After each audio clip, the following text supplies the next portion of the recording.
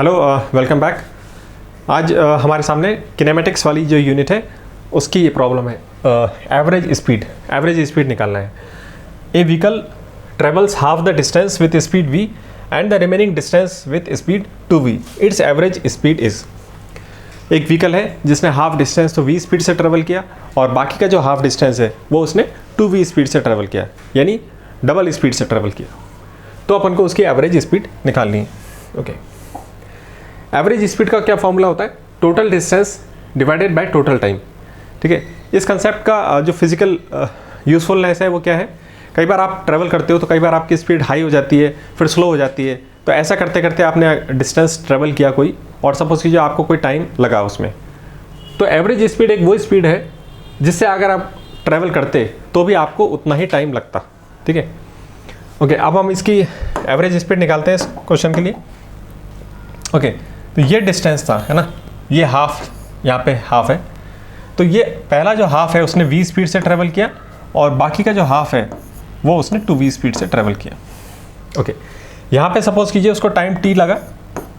ठीक है, अब उसकी स्पीड ट्वाइस हो गई, है ना, तो टाइम कितना लगेगा उसको? अगर मेरी स्पीड डबल हो जाए और मुझे उतना ही डिस्टेंस ट्रैवल करना पड़ रहा है तो कितना टाइम लगेगा? हाफ लगेगा। तो ये हो गया t/2। ओके, एवरेज स्पीड कितनी होती है? टोटल डिस्टेंस, है ना, अपॉन टोटल टाइम। तो टोटल डिस्टेंस निकालते हैं।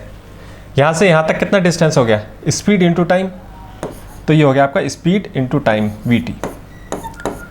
ये वाला डिस्टेंस कितना हो जाएगा? Speed into time. Speed 2v है और डिस्टेंस जो है वो t/2 है। ठीक है, नीचे आ जाएगा टोटल टाइम। पहले कितना टाइम लगा? t, बाद में लगा आपको t/2। अब आप इसको कैलकुलेट कर सकते हो। यहाँ पे आप देखो 2 से 2 कैंसिल हो जाएगा, vt प्लस vt यानी 2vt ऊपर आ गया और नीचे t प्लस t/2 यानी 3t/2। ठीक है ना। अब आपको पता है ये जो नीचे वाला जो फ्रैक्शन होता है, जो 3 लेयर्स में आगे नीचे वाला आ गया, तो ये ऊपर चला जाता है।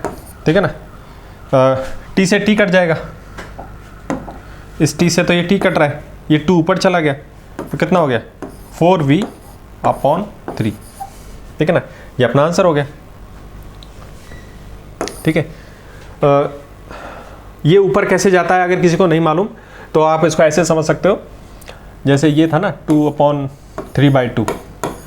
तो अपन नहीं चाहते कि नीचे 3 लेयर में इस तरीके से फ्रैक्शन हो, तो आप इस 2 को आप मुझे हटाना है, तो यहाँ पे आप 2 से इंटू कर दोगे। यहाँ पे 2 से इंटू किया है तो ऊपर भी आपको 2 से इंटू करना पड़ेगा। तो नीचे वाला जो 2 है वो तो कैंसिल आउट हो गया और ये ऊपर जनरेट हो गया। ठीक है ना, तो इसी को अपन शॉर्ट वे में क्या कह देते हैं कि नीचे वाला जो 2 है वो ऊपर चला गया। ठीक है, तो ये आपका आंसर आ गया 4v/3। ठीक है, this is our answer.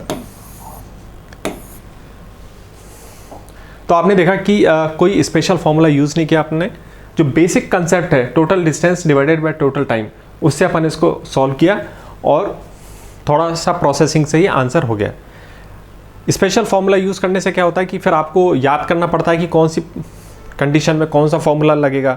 Equal distance का फॉर्मूला अलग है, इक्वल टाइम का अलग है। तो इतने सारे फॉर्मूला याद करके अपन उससे क्या प्रॉब्लम हो जाती है? पहला तो आप अपने माइंड की जो रीजनिंग पावर है उसको सप्रेस कर रहे हो, क्योंकि आप बने बनाए फॉर्मूलेज को यूज़ कर रहे हो। दूसरा क्या है कि आपको याद रखना पड़ रहा है कि कौन से फॉर्मूले में, कौन सी सिचुएशन में कौन सा फॉर्मूला लगेगा, और लास्ट तक हमको ये इस तरह के फॉर्मूलेज रिवाइज करने पड़ते हैं। ज़रा सा थोड़ा सा रीजनिंग लगाने से अगर हमारा आंसर बन रहा है तो हमको उसी कॉन्सेप्चुअल अप्रोच पे काम करना चाहिए और उसी को एफिशिएंट बनाना चाहिए। Thank you.